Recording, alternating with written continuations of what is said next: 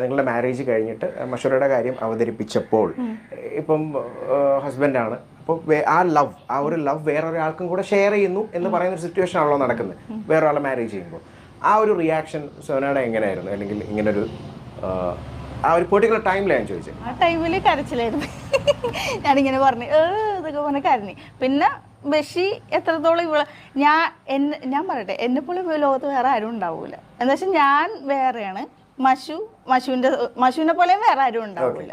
അപ്പൊ ആ ടൈമിൽ ആർക്കും ഫസ്റ്റ് പറയുമ്പോ ഒരു വിഷമവും സങ്കടവും ഒക്കെ ഉണ്ടെങ്കിലും ബഷി സ്നേഹിക്കണതും മഷു എന്താണെന്നുള്ളതും എല്ലാം അറിയാം.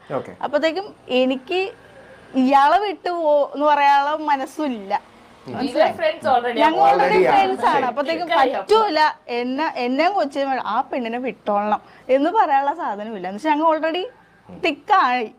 അപ്പത്തേക്കും ഓക്കെ ആ ഒരു ടൈമിലുള്ളൊരു സങ്കടം മാത്രം. പിന്നെ ഞങ്ങൾ ഇപ്പം നിങ്ങൾ കേട്ട ഈ സുഹാന ഈ ഒരു കാര്യങ്ങൾ പറയുന്നത് കുറച്ച് നാൾക്ക് മുമ്പ് ഒരു ഇൻ്റർവ്യൂ കൊടുത്തിട്ടുണ്ടായിരുന്നു. ആ ഒരു ഇൻ്റർവ്യൂവിൽ സുഹാന എടുത്ത് ചോദിക്കുമ്പോൾ പറയുന്ന മറുപടിയാണ് അന്ന് വിഷമം ഉണ്ടായിരുന്നു എന്ന് ചോദിച്ച സമയത്ത് വിഷമം ഉണ്ടായിരുന്നു എന്നുള്ളൊരു കാര്യം പിന്നെ അത് അക്സെപ്റ്റ് ചെയ്യുകയാണ് എന്നുള്ളൊരു കാര്യമാണ് സുഹാന ആ ഒരു ഇൻ്റർവ്യൂവിൽ പറഞ്ഞിട്ടുണ്ടായിരുന്നത്.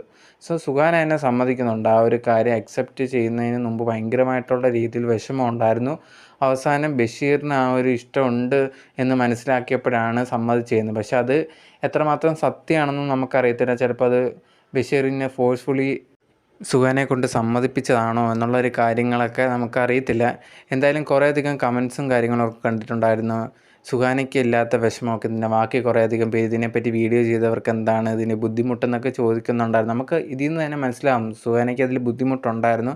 പക്ഷേ ബഷീർ ഇങ്ങനെ ഉറച്ചു നിൽക്കുന്നതുകൊണ്ട് മാത്രമാണ് അവസാനം സുഹാനയ്ക്ക് ഇതിൽ സമ്മതിക്കേണ്ടി വന്നതെന്നുള്ളൊരു കാര്യം നമുക്ക് ഇതിൽ തന്നെ മനസ്സിലാക്കാൻ പറ്റുന്നുണ്ട്. അല്ലാതെ ഒരിക്കലും ഒരു വൈഫ് വേറൊരു പെണ്ണുമായിട്ട് തൻ്റെ ഭർത്താവിനെ ഷെയർ ചെയ്യുക ഒരിക്കലും താല്പര്യപ്പെടുത്തില്ല. അങ്ങനെ ചെയ്തിട്ടുണ്ടെങ്കിൽ അത്രമാത്രമുള്ളൊരു ടഫായിട്ടുള്ള സിറ്റുവേഷൻ വരുമ്പോൾ മാത്രമേ അങ്ങനെ ചെയ്യത്തുള്ളൂ. ഇതിപ്പം മനസ്സിലാവുന്നുണ്ട് ബഷീർ അതിൽ ഭയങ്കരമായിട്ട് ഫോഴ്സ്ഫുള്ളി സുഹാനെ കൊണ്ട് സമ്മതിപ്പിച്ചുകൊണ്ടാണ് ഇതിന് സമ്മതിച്ചതെന്നുള്ളൊരു കാര്യം നമുക്ക് മനസ്സിലാക്കാൻ പറ്റുന്നുണ്ട്. പിന്നെ ഇതിനെപ്പറ്റി എനിക്ക് വലുതായിട്ട് സംസാരിക്കണമെന്നില്ല. പക്ഷേ കുറേയധികം കമൻസും കാര്യങ്ങളൊക്കെ കാണുന്നുണ്ട്. ഇത് കണക്ക് സുഹാനയ്ക്ക് ഒരു കുഴപ്പമില്ല ബാക്കിയുള്ളവർക്കാണോ കുഴപ്പം എന്നൊക്കെ പറഞ്ഞിട്ട്.